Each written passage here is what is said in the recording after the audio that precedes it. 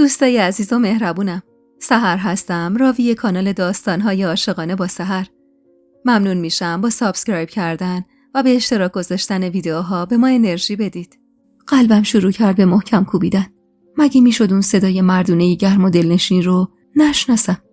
دست و پاهم از این همه نزدیکی با صاحب صدا میلرزید. درست تخت پشت سرم بود و داشت با صدایی دردآلود با همکارم حرف میزد. جرأت رو گردوندن نداشتم. میترسیدم از گره خوردن نگاهم با نگاهش. کی برگشته بود؟ یعنی خبر داشت که چی به سر زندگیمون اومده؟ ناچار نگاه از مرد معصب گرفتم و سر چرخوندم سمتش و تمام تلاشمو کردم که باهاش چش تو چش نشم. ولی حتی چشمامم با هم سر ناسازگاری گذاشته بودن که ناخودآگاه انعام پاره کردن و چرخیدن سمت تختی که کوروش روش دراز کشیده بود، که عشق زندگیم اونجا دراز کشیده بود.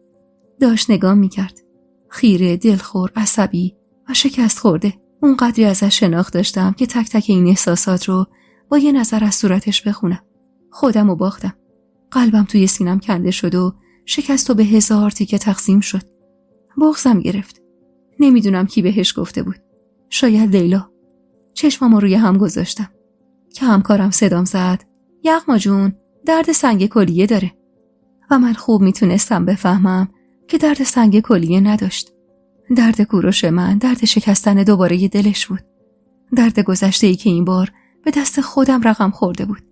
زبونم نچرخید که بگم نمیتونم. پاهامم عین چشمام با هم راه نیومدن و به سمت تخت شبونه شدم. لام تکام حرف نزدم و دستشو گرفتم و رگشو به 1000 زور و با بدبختی پیدا کردم. تمام مدت خیره به صورتم بود و من چش دوخته بودم به دستاش که هر وقت عصبی میشد اینجوری رگاش بیرون میزد. که یهو همکارم قرید: چی کار میکنی؟ ترسیده ازش فاصله گرفتم. نگاه کوروش هنوزم به من بود. اونقدر این پا اون پا کردم که کار همکارم تموم شد و از اتاق رفت. جز اون زنی که لحظاتی قبل خودم بهش رسیدگی کرده بودم و کوروش، مریض دیگه ای نبود. کنار تختش وایسادم و پرده ما بین تختا رو کشیدم و بالاخره جرأت کردم حرف بزنم. یعنی باید حرف میزدم. کی برگشتی؟ بدون اینکه جواب سوالمو بده سوالی پرسید که هیچ جوابی براش نداشتم. چرا این کارو با هم کردی یغما؟ چرا بهم نگفته بودی؟ لب بالاییم رو بین دندونام فشار دادم تا بغضم سر باز نکنه، ولی مگه میشد؟ بغض چنان چنبره زده بود دور کل وجودم که انگار دیگه یغمایی نبود و همش بغض بود و بغض. آتیشم زدی یغما، آتیش. یغما، من از نن سغرا بریدم و پشت کردم به کل دنیا که با تو باشم. حالا اومدم اینجا میبینم شدی زن اون جغل بچه. چرا به هم نگفتی که خانعلی همچین قصدی داره؟ صدای لرزونی از بین لبای آویزونم در اومد. چون چاره‌ای نبود، چون نمیتونستم دست از بچه هم بکشم. کوروش، تو حمیدرضا رو نمیشناسی. اون اگه میفهمید من همچین کاری کردم تا قیامت اسممو نمی آورد. من یه مادرم کوروش. تو زن نیستی و بچه هم نداری که بدونی مادر بودن چه حسیه. مادر که باشی حاضری از خودت و دنیا تو آرزوهات بگذری، ولی خم به ابروی بچت نیاد. من از خودم و دنیام و آرزوهام گذشتم که بچه هامو از دست ندم. نگاه محزونش رو به هم دوخت. پس من چی یغما؟ گناه من چی بود این وسط؟ نگفتی من بدون تو از بین میرم؟ با خودت نگفتی این مرد یه بار دیگه طاقت شکستن نداره؟ یغما، من 20 سال آزگار عذاب کشیدم تا بالاخره احساس کردم خدا به هم نگاه کرده و گفتم داره اجر این همه سال صبوری کردنمو به هم میده. اون وقت این چه کاری بود که تو کردی؟ خم شدم روی تخت و دست روی پیشونیش کشیدم. سرد بود با قطره‌های عرق سردتر از تنش. به تلخی لبخند زدم. میتونم خودخواهی کردم کوروش، ولی من از همون روز اولی که قبولت کردم میدونستم تهش اینجوری میشه. ولی به عمد خودخواهی کردم که حتی شده برای چند صباحی بتونم طعم خوش زندگی کردن کنار تو رو بچشم. 5 سال واسه منی که این همه سال حسرت کشیده بودم چیز کمی نبود. حالا تا آخر عمر میتونم با خاطرات این 5 سال سر کنم. ببخش منو کوروش. ببخش که خودخواهی کردم. ولی تو خودت بهتر میدونی که با تو بودن منتهای آرزوی من بوده و هست. اما مجبور شدم به خاطر بچه‌هام از تنها آرزوی زندگیم، از بزرگترین و محالترین آرزوی زندگیم بگذرم. اینو گفتم و واسه بار آخر نگاه پرحسرتی به صورتش انداختم، به چشمای عسلیش که تمام دنیام بود. آروم آخرین بوسه‌ای که واسه من ممنوعه بود رو روی چشماش نشوندم. ببخش منو کوروش، ولی چاره‌ای نداشتم. اینو گفتم و خواستم از تخت فاصله بگیرم و از اتاق بزنم بیرون، اما یهو با صدای نسبتاً بلندی تشر زد. میرم سراغ خانعلی، بهش میگم یغما زن منه، اون حق نداشت زن منو به عقد پسر خودش در بیاره. به ولای علی میرم یغما، هیچ کسی هم جلو دارم نیست. وحشت برگشتم سمتش. نه، تو این کارو نمی کنی کوروش. میخوای آتیش به ریشه زندگی من بزنی؟ میخوای بدبختم کنی؟ میدونی که اگه اینجوری بشه هیچ وقت حلالت نمی کنم. اینجوری نه تنها منو واسه همیشه از دست میدی، که حتی تا آخر عمرم از چشمم میافتی. بابا خان اگه بفهمه من چه کاری کردم، اولین کار اینه که بچه‌هامو ازم میگیره. عصبی روی تخت نشست و با حرص سرم رو از بدنش جدا کرد. انقدر بچه نکن یغما. بچه تو قنداقه. پسر تو 2 سال دیگه باید بره خدمت. دخترت هم وقت شوهر کردنشه. اونا اگه عقل داشته باشن میفهمن که تو حق زندگی داری. هیچ میدونی اون پسری که زنش شدی بعد از اینکه پاشو از خونه تو میذاره بیرون میره کجا و چی کارا میکنه؟ میدونی سرش جای دیگه گرمه؟ نگاهم به رگ پاره شده ی دستش بود و قطرات قرمز رنگی که سر میخورد و میریخت روی زمین. و تمام تمرکزمو از دست داده بودم و نمیفهمیدم چی میگه. پنبه از ظرف برداشتم و روی دستش فشار دادم. میدونم جونم، همه اینا رو میدونم. حتی قبل از عقدم میدونستم، ولی چاره‌ای نداشتم. تو نمیدونی کوروش، حمیدرضا مرید و بنده بابا خانه. بهش بگه بمیر همون لحظه میمیره. اون وقت اگه بفهمه من با تو تا کجاها اومدم نابود میشم. کوروش، دیگه حمیدرضا اونطوری توفم تو صورت من نمیندازه. چه رسد به این که منو مادر خودش بدونه. نمیندازه، به درک نمیندازه. اون بچه‌ای که قراره واسه خاطر این که مادرش با عشق زندگیش میخواد ازدواج کنه همچین کاری کنه، همون بهتر که نباشه. یغما، اون 4 روز دیگه میره پی زندگی خودش. اون وقت تو میمونی و شناسنامه‌ای که بی خود سیاش کردی و شوهری که سرش تو آخر یکی دیگه گرمه و تو به خاطرش گند زدی به زندگی خودم و خودت. میفهمی یغما؟ نابودمون نکن. فقط 3 روز از عقدتون گذشته. میرم با خانعلی حرف میزنم. اون بفهمه تو محرم من بودی، خودش عقدو پس میزنه. بچه‌هاتم شاید 4 روز باهات قهر کنن، ولی سر ماه نشده دلتنگت میشن و برمیگردن. ترسیده دستشو فشار دادم. کوروش، اگه بابا خان بفهمه به خدا حلالت نمیکنم. به جون خودم قسمت میدم همچین کاری نکنی. اگه منو راستی دوست داری، اگه واقعا همونقدر که میگی عاشقمی، پس کاری نکن. برو پی زندگیت. دیگه هم لازم نیست به ننه سغرا پشت کنی. اونم مادره. گناه داره به خدا. ناامید و تا حدی متعجب نگام کرد. آخه چرا هیچ تلاشی نمی کنی یغما؟ چرا اینقدر مغلوبی؟ چرا به راحتی تن به هر چیزی میدی؟ چرا سعی نمی کنی یکم بجنگی؟ مگه میشه آدم اینطور باشه؟ وقتی که گفت به راحتی تن به هر چیزی میدی، تمام وجودم گر گرفت. من به راحتی تن به هیچ چیزی ندادم. من شب و روزای زیادی قصه خورده بودم و کابوس دیده بودم و عذاب کشیده بودم، ولی واقعا تو زندگی من هیچ راهی وجود نداشت. من تو تمام شبای زندگیم بعد از ساعتها فکر و خیال کردم به بنبست رسیده بودم، چون باید بین عشق و زندگی یکی رو انتخاب میکرد. بین بچه‌هام و مردی که عاشقش بودم. بین اینا هیچ وقت هیچ جمعی حاصل نمیشد، چون افسار اخلاق حمیدرضا روز به روز بیشتر از کفم میرفت و من کنترلی روی خلقیاتش نداشتم و به خوبی میدونستم اگه 1%، فقط 1% از این چیزا با خبر بشه کار من تمومه. افکارمو پس زدم و گفتم آره کوروش، من زود کوتاه میام. من نمی جنگم و هیچ کاری هم نمی کنم. تو اینطوری فکر کن. تو که این همه خوب منو میشناسی اینجوری بگی وای به حال بقیه. من تمام تلاشمو کردم ولی نشد. یعنی نمیشد که بشه. پس اونقدر نمک روی زخم من نباش. برو به زندگیت برس. برو به یه دختر آفتاب مهتاب ندیده که هم کف خودت باشه، نه یه زنی که 2 تا بچه داره و به اجبار به عقد برادر شوهرش در اومده. در ضمن خبر دارم که با از ما بهترون رابطه داری، پس برو با همونا. یهو چشماش گرد شد. چی میگی یغما؟ از ما بهترون چیه؟ رابطه کجا بود؟ قطرات قرمز روی دستش که تقریبا خشکیده بود رو با مقطر پاک کردم و دوباره مشغول شدم تا سرم رو براش وصل کنم. منظورم خواهر لیلا نامزد امینه. یعنی میخوای بگی نفهمیدی که با بابا خان نسبت فامیلی دور دارن؟ یعنی میخوای بگی از جایی به غیر از اون خبر عقد من به گوشت رسیده؟ اگه نمیدونستی بدون. من اگه مجبور شدم کوتاه بیام و تن به این خفت و خاری بدم، بیشترش به خاطر اون دختر بود. اگه ذره امید داشتم و میخواستم تلاش کنم، اون بود که مجبورم کرد با تهدیداش که تن به این خفت بدم که اگه همون شب عقد نمی کردم کل ماجرای عشق من و تو رو کف دست بابا خان میذاشت و دیگه نه کوروشی میموند و نه یغمایی که بخوام برم پی زندگیشون. آره کوروش، من راحت کوتاه نیومدم، بلکه زندگی زیاد از حد سخت گرفته بود بهم.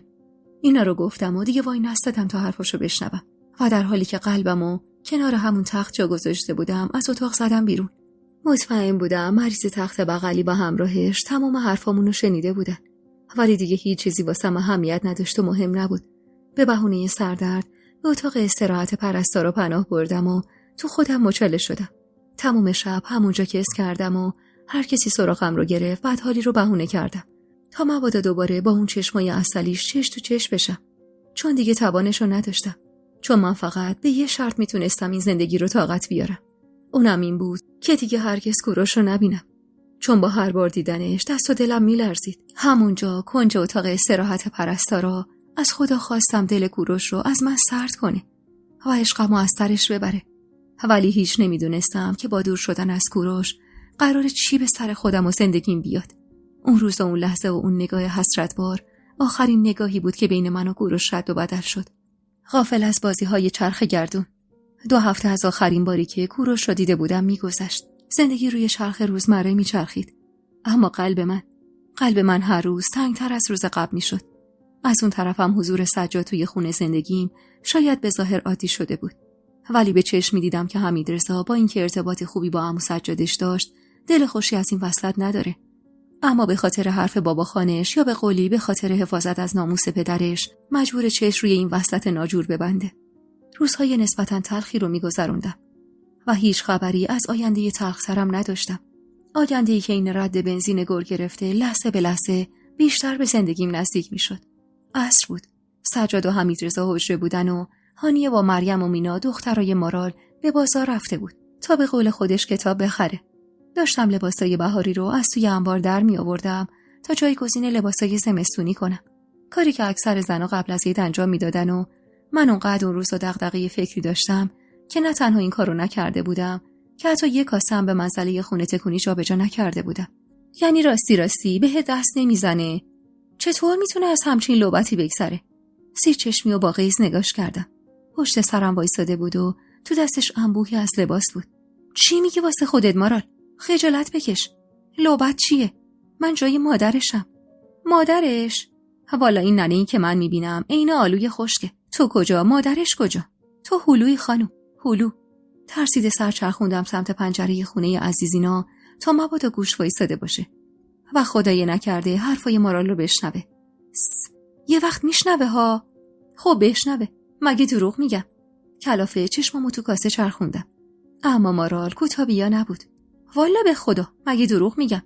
نازنین دخترمون رو دادیم به پسرش که معیوبم از آب در اومده. عصبی پا شدم رفتم لباسا رو از بغلش کشیدم بیرون و چشخوره‌ای نثارش کردم. مارال اینجوری نگو، یهو یکی میشنوه فکر میکنه خیلی دهنمون بازه واسه سجاد.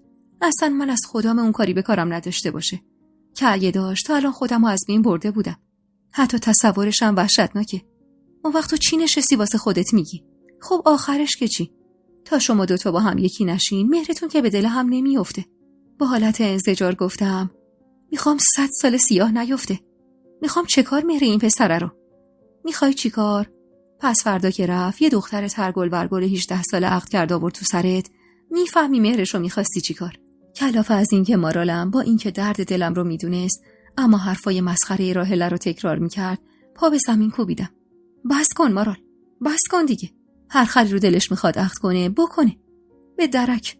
اصلا برام مهم نیست. مگه تو از دل من خبر نداری؟ پس چرا نمک به زخمم میپاشی؟ سجاد تا قیام قیامت عین برادر کوچیکترم، عین پسرم میمونه، میفهمی؟ و بعد آرومتر زمزمه کردم. یکی میمرزه درد بینوایی، یکی میگفت خانم زردک میخوایی؟ مارال مثل همیشه بی تفاوت به حرف من گفت حالا خانم زردکم نخواستی نخوا، ولی من واسه خودت میگم. اصلا گوره بابای سجاد و اون دختره که کل فامیل میدونن کیه. من میگم راستی زنش بشو تا فکر کوروش از سرت بپره. به خدا واسه خودت میگم. با شنیدن اسم کوروش از دهن مارال، اونم در حالی که گوشه ی حیاط خونه بابا خان وایساده بودم و اینکه صداش رو هم چندان پایین نیاورده بود، زیر دلم تیر کشید و عرق سرد نشست رو تیره کمرم. مارال، میخوای دستی دستی بدبختم کنی؟ بس کن تو رو خدا. هرچی من هیچی نمیگم هی تو ادامه میدی. از سر چنان قالب تویی کرده بودم که یهو سرم گیج رفت و نشستم رو زمین و مارال که انگار ترس برش داشته بود کنارم زانو زد. به خدا واسه خودت میگم، سجاد بد پسری هم نیست. تو هم برارو داری، میتونی خوابش رو بدزدی. اینجوری زندگی سر و سامون میگیره دختر. آخه مگه چند سالته؟ ناباورانه نگاش کردم. این حرفای خودش نبود. به خدا که حاضر بودم رگ گردنم رو گرو بذارم و قسم بخورم که وافه به این حرف دهن راحل است. و الا مارال که خوب منو میشناخت و درد دلم رو از بر بود. مارال، تو تنها سنگ صبورم بودی، ولی مثل این که تو رو هم باختم. تو دیگه چرا؟ نگاه ازم دزدید، جوری که زار میزد از حرفم خجالت زده و معذب شده. به خدا واسه خودت میگم. اونجوری که زبون تند و تیز مارال بند اومده بود، شستم خبردار شد که ماجرایی پشت این حرفاست. بگو چی شده مارال؟ چیزی شنیدی؟ راحل حرفی زده؟ چی به سرت اومده که دنبال راه چاره‌ای تا منو بفرستی تو بغل پسر کوچیکه بابا خان؟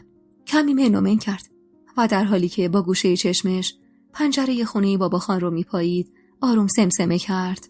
کوروش رفته دم حجره و با خانمو حرف زده. همه چی رو بهش گفته. با این حرفش یهو ته دلم جوری خالی شد که انگار یکی چنگ انداخت به دل و رودم و کل وجودمو کشید بیرون. چی میگی مارال؟ مگه میشه؟ کی رفته؟ چرا من چیزی نفهمیدم پس؟ 3 روز پیش. همه میدونن الا تو و بچه‌هات، چون خانمو اینجوری خواسته. نمیدونم چی به کوروش گفته یا چه بلایی به سرش آورده که رفته و دیگه پیداش نشده. ولی من مطمئنم این آرامش و سکوت خونه خانمو چندان دوامی نداره. بزنم و گفته باید به تو بگه هر چه زودتر یه بچه بیاری تا زندگیتون آروم بشه. اگرم میبینی زنمو چیزی بهت نگفته، دلیلش اینه که اونم دلش به این وصلت نیست. با شنیدن حرفای مارال، منی که تازه تونسته بودم سر پا بشم، دوباره زانوهام سست شد و روی زمین آوار شدم. مارال ترسیده زیر بغلمو گرفت. ببین یخما، من میدونم دلت با سجاد نیست، ولی تو که خانمو رو بهتر از من میشناسی. به خدا میترسم یه بلایی سر پسر مردم بیاره. البته اگه تا الانم نیورده باشه. با چشمایی که مطمئن بودم ترس و وحشت و میشه از راه دور توشون خون، زل زدم به صورتش. تو رو خدا خبری ازش نداری مارال؟ تون سر تکون داد که یعنی نه و من امیدم به کل امید شد. عجب چیز غریبی بود این عشق. درست و تلخترین لحظات زندگیم وقتی شنیده بودم عالم آدم از ماجرای عشق من و کوروش با خبر شدن، من به فکر سلامت معشوقم بودم. دستامو روی سرم گذاشتم و گفتم مارال، الان من چه خاکی تو سرم بریزم؟ هیچی جونم. چی کار میتونی بکنی جز تن دادن به زندگی با سجاد؟ بچسب به زندگی تو، بذار خانمو آروم بشه. میدونی که اگه بچه‌ها بفهمن چی میشه. میدونستم، ولی حتی واسه یه لحظه هم دلم نمیخواست بهش فکر کنم. واسه همین لب گزیدم. خدا نیاره اون روزو مارال، خدا نیاره. اتفاقا خدا میاره اون روزو اگه تو بخوای همینجوری به این زندگی نکبتی ادامه بدی. سجاد که بد پسری نیست. من مطمئنم میتونی رام خودت کنیش و فکر اون دختره رو از سرش بیرون کنی. اون روز مارال قسم خورده بود به خالی کردن ته دل من و الحق که خوبم داشت کارشو انجام میداد. جوری ترس برم داشته بود که حاضر بودم تن به هر خفتی بدم ولی یه تار مو از سر کوروش کم نشه و بچه‌هام از چیزی با خبر نشن. پای عشقم و آبروم هر دو با هم در میون بود. نفهمیدم چه جوری کارم رو تموم کردم و لباس مستونیا رو جمع کرده و برگشتم خونه و دست به کار درست کردن شام شدم. تموم فکرم اما پی حرفای مارال بود.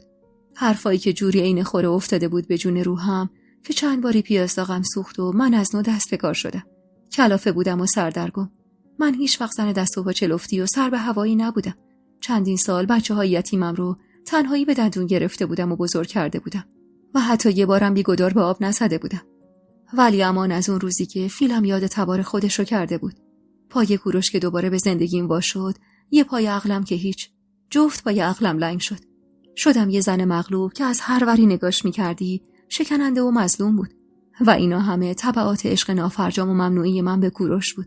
عشقی که تمام جوانب زندگیمو تحت شعاع قرار داده بود و داشت شکستم میداد. اما نباید میذاشتم آبرو و حیثیت بچه‌هام که در آینده اینقدر بهش نیاز داشتن خدشه‌دار بشه. پای گاز وقتی داشتم برنج آب کش می‌کردم، تصمیم گرفتم تن بدم به این زندگی نکبتی و خودم رو خلاص کنم از شر این بی‌آبرویی. اما هیچ حالیم نبود که این تصمیم هولهولکی و غلط تأثیرات حرفای ماراله. و این وسط من شدم بازیچه دست راهله و مارال. ساعت 8:30 شب بود که سر و کله سجاد و حمیدرضا پیدا شد. عین یه دختر بچه 14 ساله شیرین عقل تا تونسته بودم به خودم رسیده بودم. جوری که حالم از خودم به هم میخورد. پیراهن بلند جزی پوشیده بودم و موهای بلندم رو با گیره آبشاری بالا بسته بودم. ماتیک سرخ رنگی هم به لبم زده بودم. تو آینه که به خودم نگاه میکردم از خودم متنفر بودم. تصویری که از یخما میدیدم تصویر یه زن بود که داشت به عشقش نارو میزد. بعدی که باهاش بسته بود. از خودم لجم گرفت و یه آن به سرم زد با پشت دست ماتیکم رو پاک کنم و پیراهنم رو عوض کنم. خیز برداشتم سمت تخت تا همون لباسای شلخته تو خونه ای رو تنم کنم. ولی درست همون لحظه تقی به در خورد و چند لحظه بعد سجاد وارد اتاق شد. اون لحظه‌ای که نگاه معمولی و بی‌اعتنای همیشگیشو ازم گرفت و یه دفعه انگار تازه متوجه تغییرم شده باشه دوباره سر بلند کرد تا نگام کنه. بیشتر از قبل از خودم متنفر شدم. چنان با تعجب نگام میکرد که هر کی نمیدونست خیال میکرد شاخی دومی چیزی در آورده بودم. زنداداش خوبی؟ وقتی زنداداش صدام زد حس نفرتی که از خودم داشتم 2 چندان شد. اخ کردم و گفتم چرا بد باشم؟ چنان با تشر این حرفو زدم که حتی خودمم به شک افتادم که حالم خوبه یا بد، عقلم سر جاشه یا نه، که البته نبود. اگه بود اینجوری ملعبه دست این و اون نمی شدم.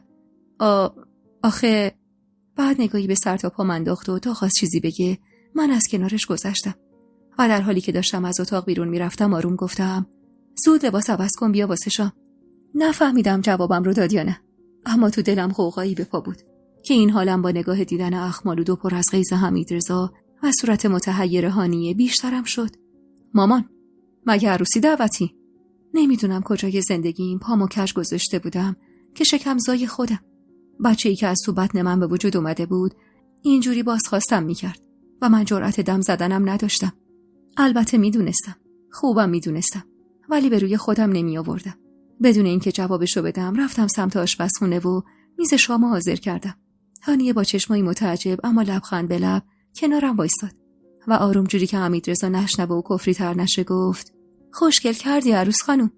یهو تنم گر گرفت و حس نفرتی که تو وجودم شعله کشیده بود جاشو به خجالت و شرم داد و تا خواستم جوابشو بدم حمیدرضا هوار زد برو عوض کنیم 20 صاحب تا سگ نشدم مامان. ده یالا. با نگاهش به پیراهن جذب توی تنم اشاره میکرد. دستپاچه دیس پولو رو روی میز گذاشتم و خواستم چیزی بگم که هانیه داد زد به چه حقی با مامان اینجوری حرف میزنی؟ و بحث بینشون داشت بالا میگرفت و این آخرین چیزی بود که من اون شب میتونستم تحمل کنم.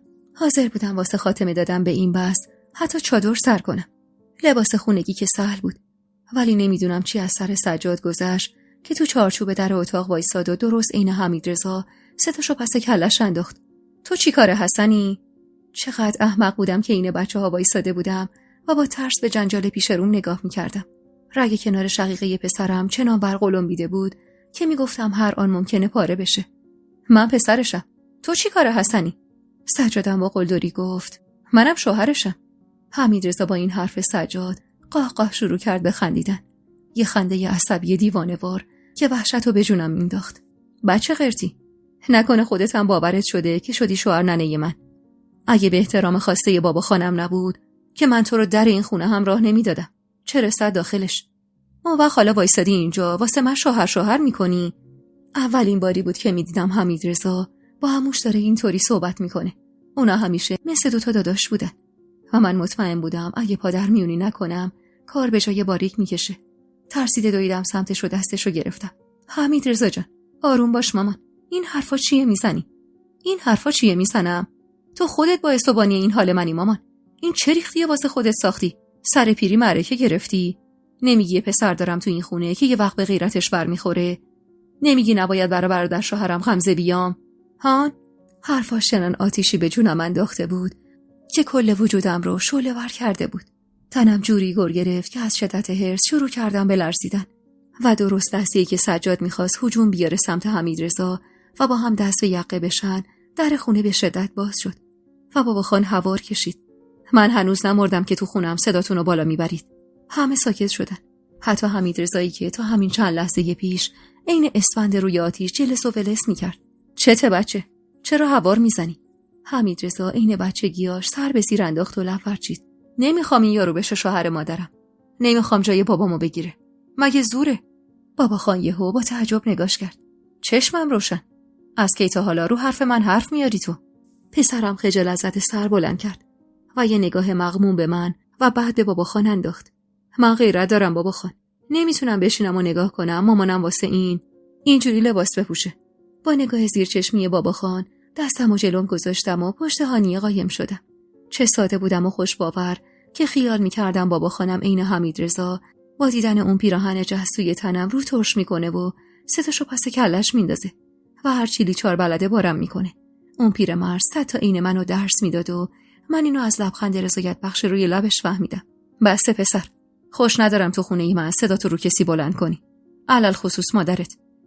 اگه چشم غیرتت هم نمیذاره مادرتو با شوهرش ببینی، خب بارو بندیلتو جمع کن بیا پایین پیش خودمون. اینجوری اوقات این بدبختا رو هم تلخ نمی‌کنی. حمیدرضا که انتظار داشت بابا خان طرف اونو بگیره، مات و مبهوت نگاش کرد. اما اینجا خونه منه بابا خان. اونی که باید بره اینه، نه من. همین که گفتم. دیگه هم نمیخوام حرفی بشنوم. برو وسایلتو جمع کن، همین الان با خودم بیا پایین. با چنان جدیتی این حرفو زد که حتی منم جرأت زدن حرف تازه‌ای رو نداشتم. حمیدرضا عصبی و شکست خورده پا کوبید زمین و با حرص رفت سمت اتاقش. کلافه و سردرگم بودم و یه فکری عین خوره به جونم افتاده بود که اگه قرار بود بچه‌هامو از دست بدم پس چرا تن به این وصلت دادم. اما تا خواستم لب وا کنم انگار بابا خان فکرمو خون که انگشت اشاره‌شو به نشونه سکوت جلوی صورتم گرفت. من صلاحشو بهتر از تو میدونم. بعدش هم نمیخوام بفرستمش فرنگ، همین طبقه پایینه. تو به فکر شوهر جوونت باش. عصبی و پرحرص رو گردوندم سمت سجاد که بی خیال و کمی هم راضی به چارچوب در اتاق تکیه زده بود و با پوزخند نگاه میکرد. اونقدر از این بی‌عرضگی خودم عصبی و کلافه بودم که چرا هیچ کاری از دستم بر نمیاد که نگو و نپرس. حمیدرضا یه دونه پسرم جلوی چشمای خودم ساک به دست از خونش رفت. اونم فقط به خاطر حماقت من، به خاطر من ناقص العقل که تن به حرفای 100 من یه قاز مارال دادم و این آبروریزی رو واسه خودم ساختم. حمیدرضا و بابا خان که رفتن خودم رو انداختم رو مبل و بغضم سر وا کرد. چند لحظه بعد اما گرمای دستی روی شونم نشست که انتظار داشتم دست دخترم هانیه باشه، اما نبود. یغما، این به نفع همه ماست. صدای مردونش که بیخ گوشم پیچید مو به تنم سیخ شد و ترسیده تکونی خوردم. اولین باری بود که سجاد منو لمس کرده بود و این که به اسم صدام زده بود. تو تمام این سالها، چه وقتی که زن مجید بودم و یا حتی زمانی که بیوش بودم و تمام مدتی که نشون شده خودش بودم، فقط و فقط زنده داشت صدام میکرد. اما حالا با پوشیدن یه پیراهن جذب باعث شده بودم پرده حجب و حیای بینمون از بین بره. وحشت زده دور و برم و نگاه کردم تا ببینم عکس العمل هانیه به این رفتار عموش چیه، ولی نبود. انگار اون بیچاره هم به اتاقش پناه برده بود. من و حمیدرضا همینجوریش هم آبمون با هم توی جوب نمیرفت. نگاه نکن تو خونه با هم هیچ کلکلی نداشتیم. اینجا حرمت بابا خانو نگه می‌داشتیم. وگرنه بیرون از درای این خونه من و اون هیچ وقت با هم سازش نداشتیم. دیگه الانم که بدتر شده. پس بهتر پیش بابا خان بمونه. هرسی نگاش کردم. من تن به وصلت دادم که بچه‌هام ازم دور نشن. قرار نبود با اومدن تو به این خونه پای بچه‌م از خونه خودش بریده بشه. میدونم، قبول دارم.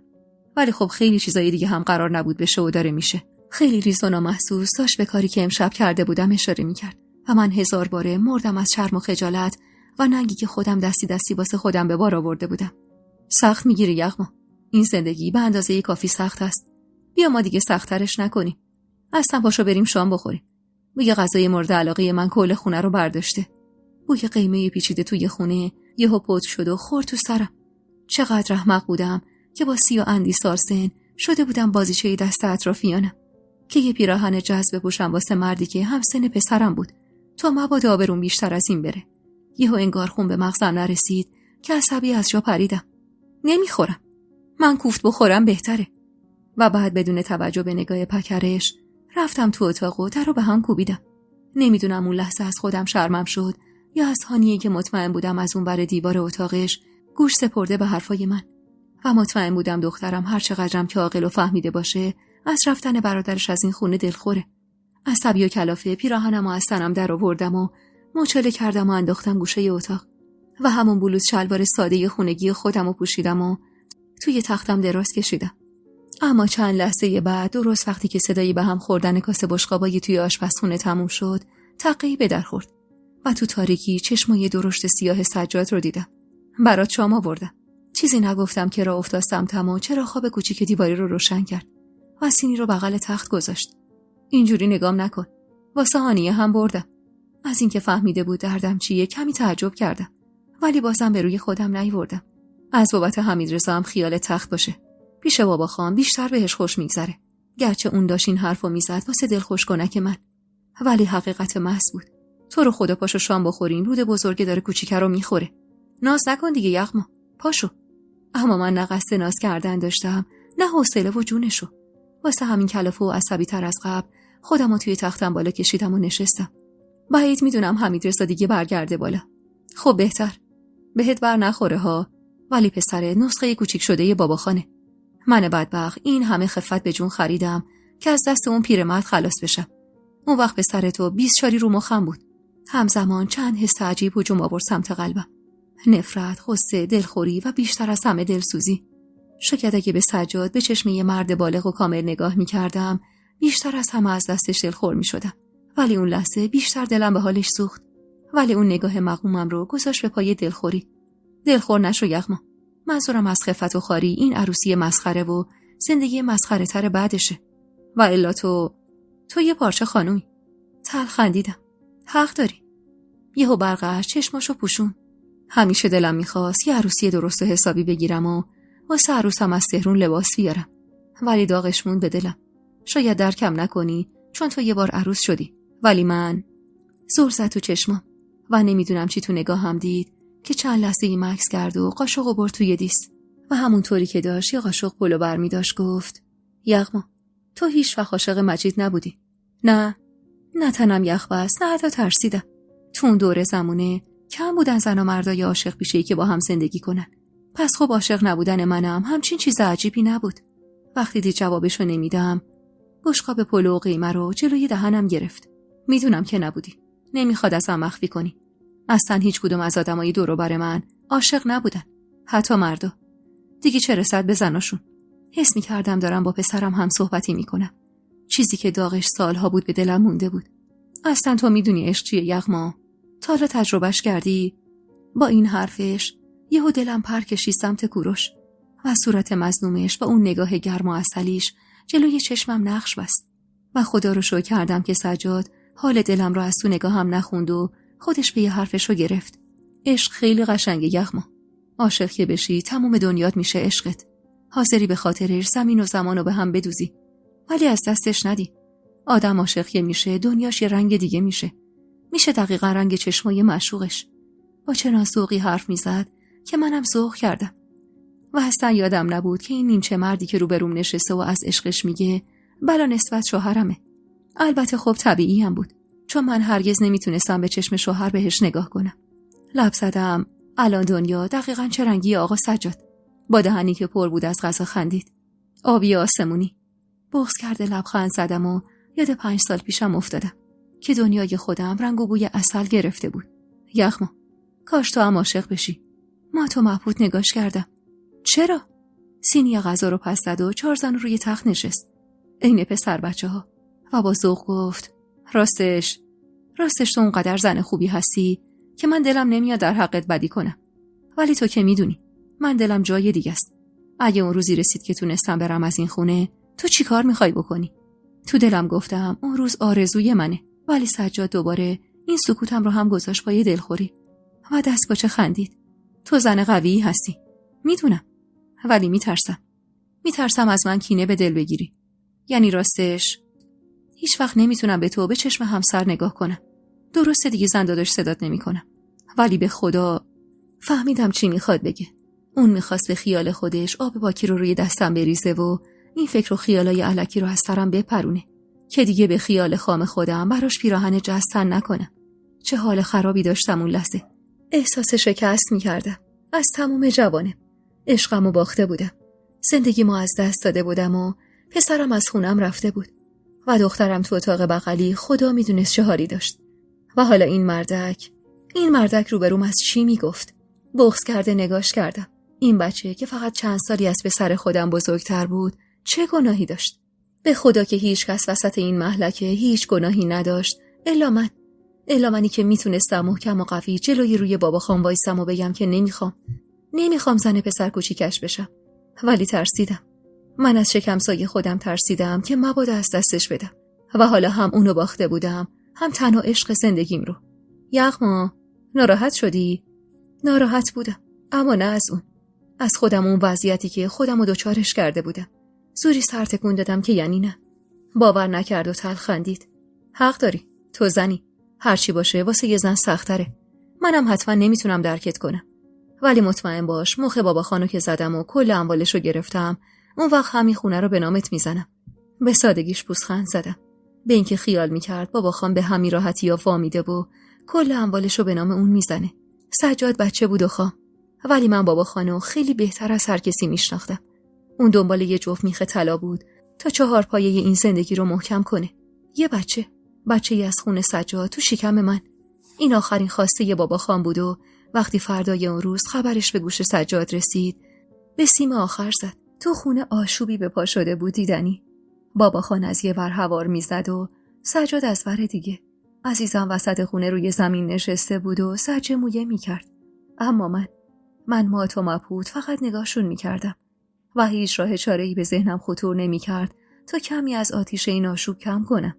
اونقدر شوکه شده بودم که اصلا عقلم به جای قد نمیداد. میخوای وارث مال و منال من بشی یا نه؟ آره میخوای. اگه میخوای باید برام نوه بیاری. اونم نه از اون دختر یه دگوری. از یغما. ببین پسر، من از این زن ازت بچه میخوام. و الا کل دار و ندارم و وقف یتیم خونه میکنم و خلاص. تو همونها گیر و گیر داشتم به این فکر میکردم چرا عالم و آدم میدونن سجاد به کی علاقه داره الا من؟ جز این که همه اینا به خاطر بی‌عرضگی و ترسو بودنم بود. بسه بابا، بسه. به زور زنم دادی، گفتی ناموس برادرته، نذار تنها بمونه. گفتم چشم. دیگه نمیتونی به زور یه بچه هم ازش بذاری تو بغلم. این زن تا روز قیامت به چشم من زن داداشمه. زن مجیده. چرا نمیخوای بفهمی؟ چرا اینقدر زور میگی؟ واسه تو چه فرقی داره بچه من تو شکم این بزرگ بشه یا دختر اوسا اسدخان بنا؟ هان، چرا اینقدر خون به جیگر همه میکنی تا حرف بشه حرف خودت؟ چرا آقا جون؟ با شنیدن حرفی که از دهن سجاد در اومد، یه چیزی عین گلدون از روی تاقچه دلم قیل خورد و افتاد زمین. دختر اوسا اسدخان بنا. اسمش چی بود؟ کمی چشمامو تنگ کردم تا یادم بیاد اون دختر ریز نقش خوش سر و زبونی که 2 کوچه بالاتر میشینه و دست و پنجه خیاطیش ورد زبون همه بود چه اسمی داشت. و تهش یه چراغ کم نور ته ذهنم روشن شد. سما. خودش بود. معشوقه خوش زبون سجاد.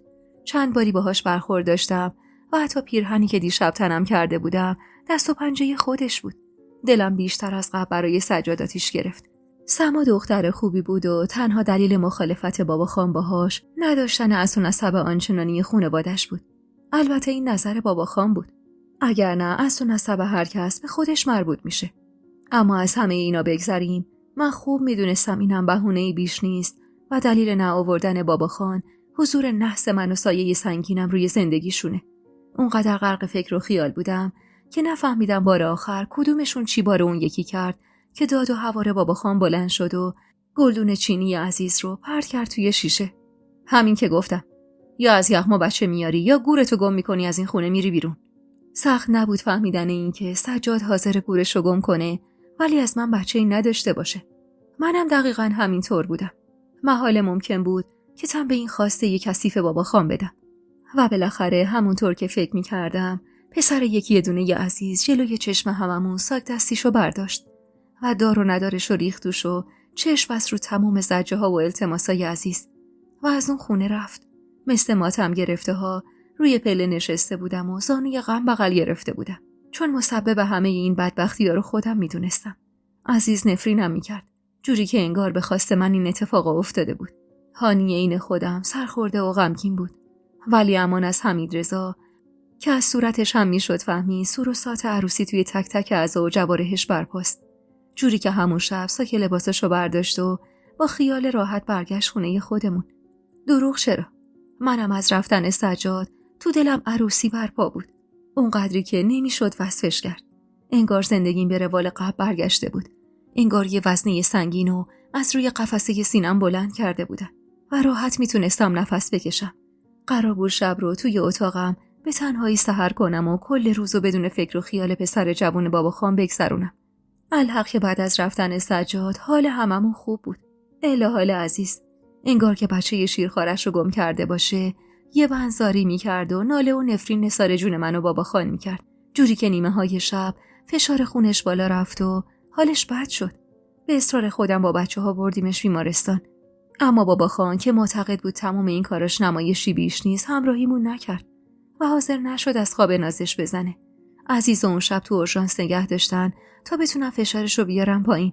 حالش که بهتر شد دکتر اجازه داد بریمش خونه. هوا دیگه کاملا روشن شده بود. از تاثیر داروهایی که واسش تزریق کرده بودن گیج و منگ بود و دیگه زبونش به ناسزا نمیچرخید. اما فقط تا زمانی که برسیم خونه و بلوای جدیدی به پا بشه. تاکسی که تو محل وایساد و چشمم به شلوغی جلوی در افتاد، قلبم از جا کنده شد. با خودم گفتم حتما بلایی سر بابا خان اومده. دست با چه و هول پیش از همه از ماشین پریدم پایین و دویدم سمت خونه. صدای جیغ و داد زنی به پا بود که هیچ جوره نمیشد فهمید داره چی میگه. بابا خان روی پله نشسته بود و سرش رو توی دستاش گرفته بود. قلبم چنان تو سینم بیقراری میکرد که هر آن ممکن بود از جا کنده بشه. جمعیت جلوی در رو به زور پس زدم و رفتم کنار پاش نشستم. خوبید بابا خان؟ بود زده نگام کرد. چند لحظه همونجور خیره موند و بعد مردمک ریز چشماش زیر حاله اشکی لرزید و تیکه کاغذ توی دستشو سمتم گرفت. بی آبرو شدم یغما جان. بی آبرو بابا. لایه تکه کاغذ رو با 2 انگشت باز کردم. کسی که نمیدونستم کیه با دستخط خرچنگ قورباغه غزل خداحافظی خونده بود. تا به خط آخر نرسیدم نفهمیدم چی به سرمون اومده. چیزی که از اون چند خط نوشته فهمیدم اما این بود که سجاد و سما با هم فرار کرده بودن و این جمعیت دم در، یعنی خانواده سما، صبح علالطلوع این نامه رو روی رخت خواب خالیش پیدا کرده بودن. دست و پاهام سوس شد و کف راه رو نشستم. بلوایی برپا بود که کم از محشر کبرا نداشت. زنی که خیال می‌کردم مادر سماست 100 پله بدتر از عزیز ناله و نفرین می‌کرد و من کسی جز خودم و مخاطب اون حرفاش نمی‌دونستم. بابا خان کمر خم کرده بود و لام تا کام حرف نمی‌زد. او اسدخانه بنا سینه سپر کرده بود و داد و هوار می‌کرد که با استوبانی بدنامی دخترش ماییم و من. با زمین همیشه درست یعنی یه مترسک وسط راه رو وایساده بودم و به بلوای پیش روم نگاه می‌کردم. نمیدونم چقدر طول کشید یا که چطور اون آشوب خوابید. ولی وقتی به خودم اومدم که عزیز توی رخت خوابش افتاده بود و سرومی به دستش وصل بود که گمون میکنم خودم براش زده بودم. بابا خانم فقط طول و عرض اتاق و بالا پایین میرفت و مارال پیش پای من روی زمین نشسته بود. همونطور که داشت نبض دستم رو ماساژ میداد نالید. حالا چی میشه یغما؟ شونه بالا انداختم و به بابا خان خیره شدم که راه به هیچ جا نداشت و هر چند دقیقه یک بار وسط اتاق وای میستاد و نطقی میکرد. تنها مقصر این وضعیت پیش اومده فقط خود شخص بابا خان بود. اما جالب اینجا بود که همه رو مقصر میدونست الا خودش. دختر پاشو خبر بده اون راحله گور به گور شده بیاد اینجا. کسی که چیزی نگفت. چند دقیقه بعد دوباره گفت اصلا این بچه قرتی از کجا پول آورده؟ هان؟ این که هرچی هم در می آورد خرج اون تلویزیون کوفتی و ویدئو و کوفت و زهرمارش میکرد. مارال واسه آروم شدن حال بابا خان رفت سمت تلفن و گوشی رو برداشت و به راحله زنگ زد و تمام اتفاقات دیشب و امروز رو براش بازگو کرد. میدونستم 1 به 2 نرسیده اینجاست. جوری با اولین اتوبوس خودش رو میرسون که اصلا انگار نه انگار 1000 فرسخ با ما فاصله داره. آخر شب که 3 تایی برگشتیم طبقه بالا دیگه تو خونه خودم احساس آرامش نمی‌کردم. یه جورایی دلاشوبه داشتم. اون به قول بابا خان بچه قرتی 2 قرون پولم ته جیبش نداشت. پس چطور رفته بود؟ البته که این سیاست بابا خان بود که هیچ وقت اجازه نمیداد یه دونه پسرش پول زیادی ته جیبش نگه داره که مبادا یه همچین روزی همچین فکری به سرش بزنه. از رفتن سجاد ناراحت که نبودم هیچ، بلکه خیلی هم خوشحال بودم. اما واسش نگران بودم قد پسر خودم. البته این حال نگران و آشفته فقط تا جایی ادامه داشت که پناه بردم به اتاقم و چشمم افتاد به ریخت و پاش وسایل کمد. جوری تمام زندگیم ریخته بود کف اتاق که انگار دزدی چیزی در نبودم به خونه زده بود. ترسیده دست روی قلبم گذاشتم و پاورچین راه افتادم سمت کمد تا جعبه طلاها و پس اندازم رو پیدا کنم. اما ای دل غافل، دلشوره‌ای که داشتم اصلا الکی نبود. جز یه جعبه فلزی خالی هیچی تو کمد نبود. تمام دار و ندارم و برده بود. هرچی طلا از زندگی با مجید برام مونده بود و هرچی پسنداز توی این سالها کرده بودم تمومشو برده بود. گرچه پول نقد چندانی نداشتم و هرچی طلا داشتم طلای یادگار مادرم و مجید بود، ولی همونم اونقدری بود که بشه براش زانوی غم بغل گرفت و دیگه نگران جیب خالی تنها پسر باباخان نبود. دیگه حالا نه تنها نگرانش نبودم که حالم ازش به هم میخورد و به شدت از دستش عصبانی بودم. انگار نه انگار این آدم همونی بود که 2 شب پیش داشتم از معرفت و مردونگی میزد و قصه تنهایی منو بعد از رفتن خودش میخورد. صبح که ماجرای طلاها رو کف دست باباخان گذاشتم شد عین اسپند روی آتیش. ولی عزیز درست بعد از شنیدن خبر دزدی پسرش خیالش راحت شد و زبون به دهن گرفت. خانواده او اسدخان بنا هم از باباخان و سجاد شکایت کردن و چند تا مامورم فرستادن دم در واسه نوشتن شکواییه و اطلاع به باباخان. کل محل شلوغ شده بود و همه در گوشه هم پش پش می‌کردن. بعضیا هم این وسط واسه من دل می‌سوزوندن که بی‌شوهر شده بودم. بعضی هم واسه سما که به خاطر من بی‌آبرو شده بود. اما من از این همه حرف و حدیث و حرفای 100 منگغاز هیچ غمم نبود. بلکه تنها غم من اون روزا کوروشی بود که دیگه هیچ نشونی ازش نداشتم و نمیدونستم تو چه حالیه. 5 روز از رفتن سجاد و سما میگذشت. باباخان سپرده بود کل شهر رو زیر و رو کرده بودن، ولی هیچ نشونی ازشون پیدا نکرده بود. انگار قطره آب شده بودن و رفته بودن تو زمین. 3 روزی میشد که راهله هم تنهایی بدون سر و همسر اومده بود خونه پدرش تا به خیال خودش مرهم دردمون بشه. ولی بیشتر نمک روی زخم بود، علل خصوص نمک روی زخم من. چپ میرفت راست میومد این اتفاق از چشم من میدید و نیش به جونم میزد که من عرضه نگه داشتن شوهر جوونمو نداشتم. دیگه شده بودم یه تیکه سنگ. بی توجه به حرف این و اون زندگیمو میکردم و از رفتن سجاد و حتی بردن تمام داراییمم تو دلم عروسی به پا بود، چون پسرم برگشته بود خونه و تا حدودی اخلاقش جا اومده بود و به قولی از ذوق رفتن سجاد با دومش گردو میشکن.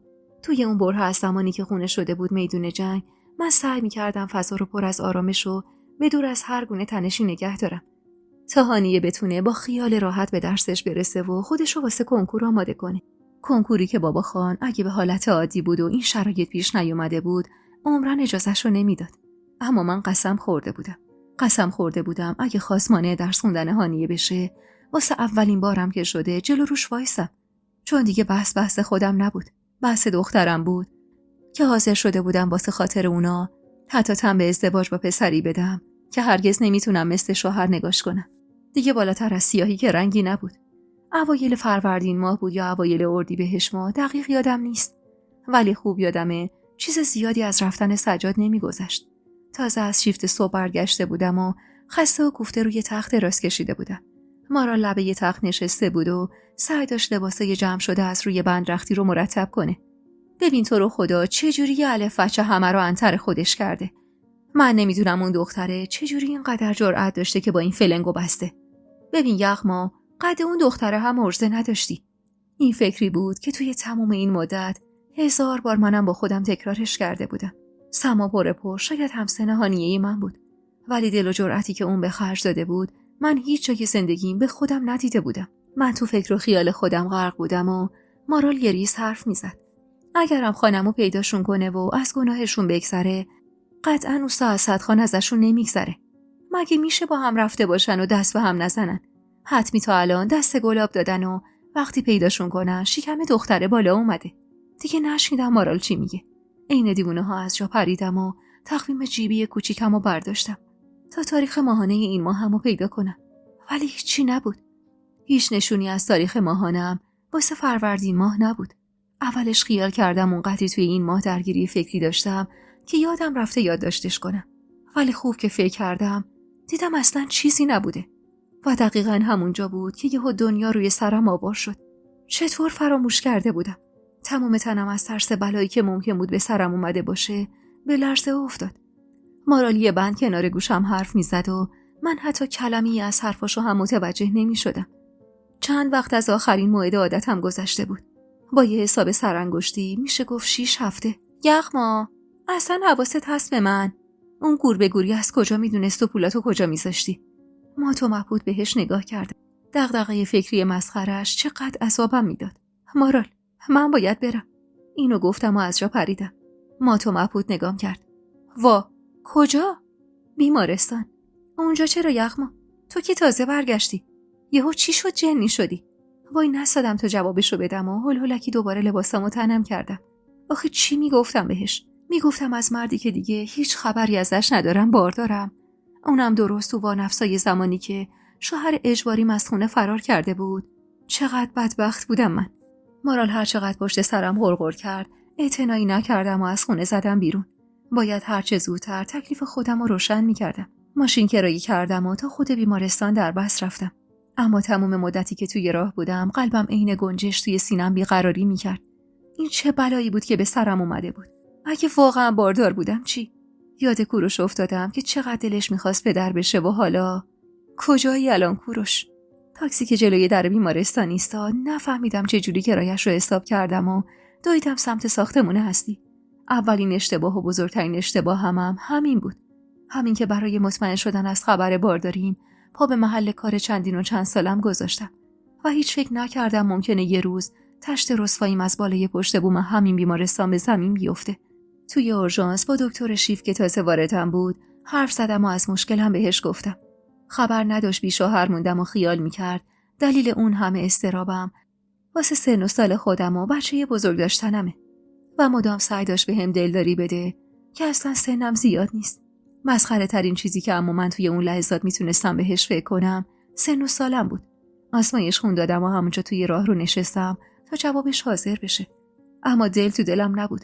اگه مثبت بود که قطع به یقین هم مثبت بود، چی کار باید میکردم؟ مینداختمش؟ چطور دلم میومد؟ نگهش میداشتم؟ خب به چه امیدی؟ با چه رویی؟ من زن عقدی و رسمی سجاد بودم، ولی اون حتی سر انگشتشم به من نخورده بود. 1 ساعت بعد دکتر شیف صدام زد توی اتاقش و جواب آزمایشو خوند. مثبت بود. من برای بار 3 مادر شده بودم.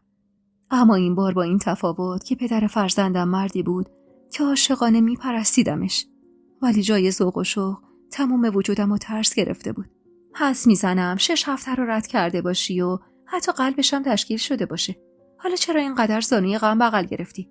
33 سال همچی سن زیادی هم نیست. بغض کرده نگاش کردم. چجوری بهش میگفتم این بچه پدر نداره؟ همکارام تازه از پچ ازدواج و برادر شوهر جوونم افتاده بودن و هنوز خبری از فرارش نداشتن. زیر لب تشکر کردم و از اتاق بیرون رفتم. برگه آزمایش خونه از دستش گرفتم و با پای پیاده راه افتادم سمت خونه. تو سرم پر بود از فکر و خیالاتی که هیچ کدوم پایان خوشی نداشت. اگه حمیدرضا میفهمید، اگه خبر این بارداری به گوش بابا خان میرسید، اصلا کوروش کجا بود؟ کاش یکی رو داشتم که میتونستم بدون ترس و دلهره از دردم براش بگم. یکی عین مارال ولی بدون غرغره و سرکوفتاش. تمام راه بیمارستان تا خونه رو پیاده گز کردم و به زمین و زمان ناسزا گفتم. البته بیشتر از همه خودم، چون خودم بیشتر از هر کسی سزاوار بودم. همشم به خاطر بی‌عرضگی و ترسایی که داشتم. که اگه بی‌عرضه نبودم الان این حال و روز زندگیم نبود و کاسه که چه کنم دستم نگرفته بودم. تو کوچه که رسیدم هوا تاریک شده بود و بابا خان عین روال عادی و هر روزه زندگیش 2 نون بربری روی دستش انداخته بود و طول کوچه رو طی می‌کرد. بهش که رسیدم چادرمو جلوتر کشیدم و با صدای گرفته‌ای سلامش کردم. شاید خیال می‌کرد غم توی صدام به خاطر رفتن سجاده که اونجوری مغموم نگام کرد. برمیگرده بابا جان. سرش به سنگ می‌خوره و برمیگرده. اصلا تو کجا؟ اون دختره دگوری کجا؟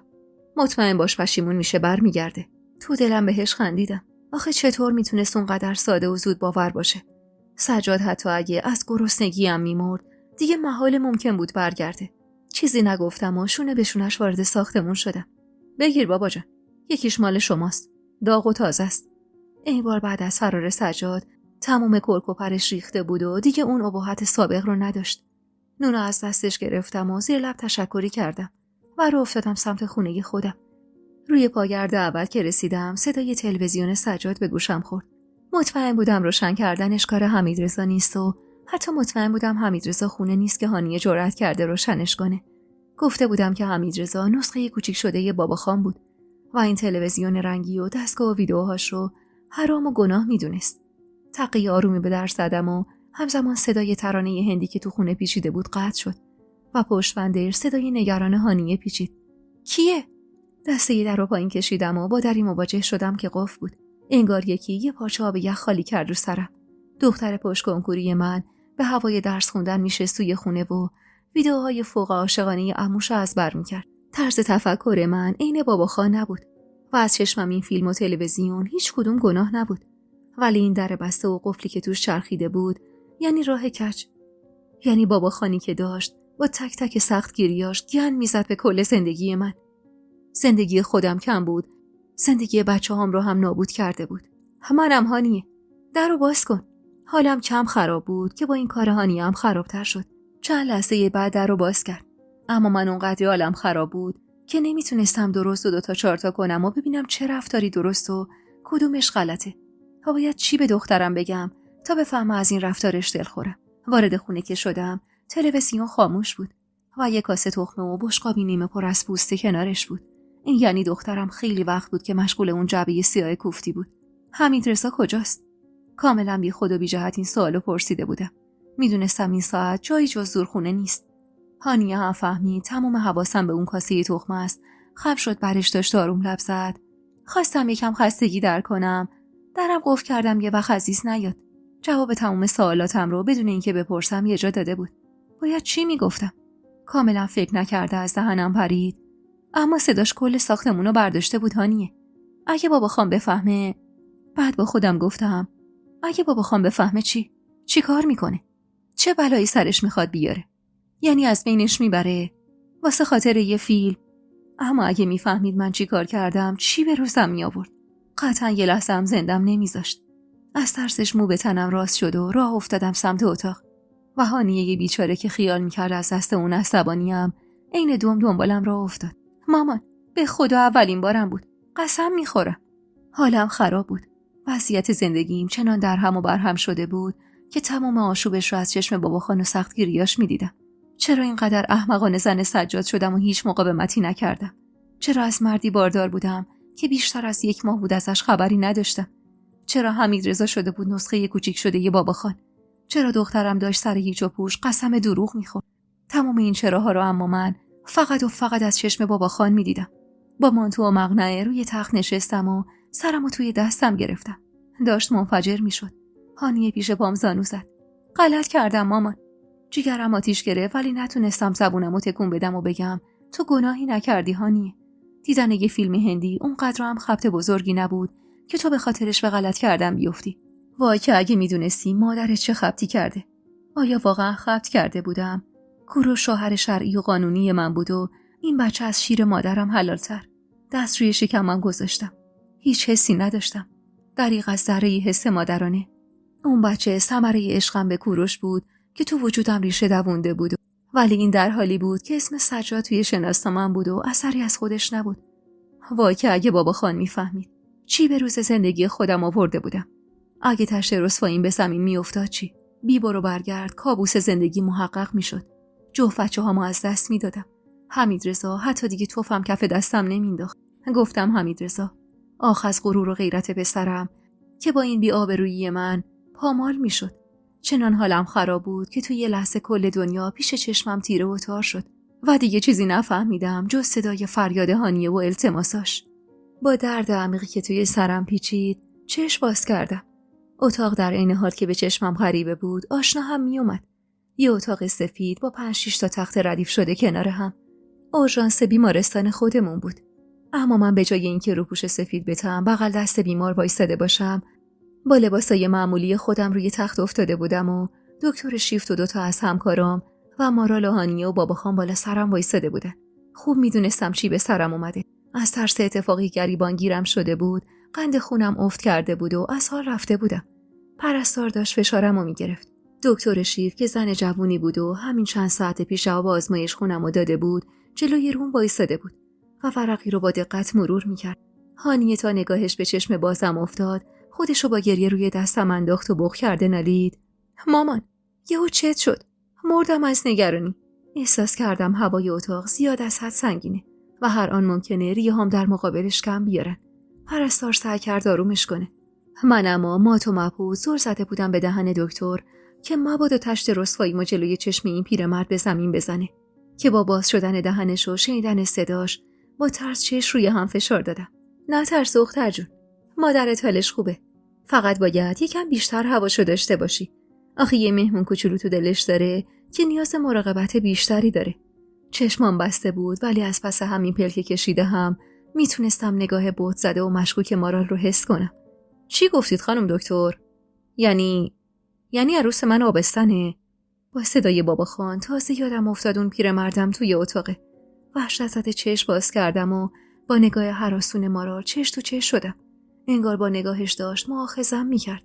بله جناب، یه نوه توی راه دارید. تنم کوه یخ شده بود و اگه اون سرم توی دستم نبود قطعاً جان به جان آفرین تسلیم کرده بودم. انگار از اون نگاه پرسشگر مارال تا لبخند پر از بغض بابا خان 1000 سال فاصله بود. 1000 سال عادی نه ها، 1000 سال نوری. جوری که وقتی صدای خندش تو گوشم پیچید 1000 بار جون دادم. خدا رو شکر، خدا خودش میدونه چی کار کنه. من مطمئنم پا قدم این بچه خیره و دل باباش نرم میشه و برمیگرده. وقتی گفت باباش یاد کوروشم افتادم. برگرده، کاش برمیگشت و یه راهی پیش پام مینداخت. اما منظور بابا خان سجاد بود. پیرمرد خیال میکرد بچه‌ای توی شکم من از پسرشه. واسه همینم نیشش تا بناگوش باز شده بود. مارال که فهمیده بود هوا پسه خودشو به هم نزدیک کرد و دستمو گرفت. خانمو، الان وقت این حرف هاست. میبینید که یغما اصلا حالش خوب نیست. بذارید بعداً راجع بهش حرف میزنیم. دکتر که از اتاق رفت و با خانم دنبالش دوید. جوری که انگار نه انگار 70 اندی سال سن داره و زانو درد امونشو بریده. مامان! با صدای هانیه چشم از در اتاق گرفتم. دخترکم بغض داشت و چقدر خوب دلیل بغضشو میفهمیدم. شرمنده گفتم جانم. مامان حمیدرضا همین 2 کلمه رو بیشتر نتونست بگه که بغضش ترکید و صورتش رو توی دستاش قایم کرد. درد جفتمون یکی بود. حمیدرضا اگه میفهمید مادرش آبستنه چی به روزش میومد. ولی درد من از هانیه هم بیشتر بود.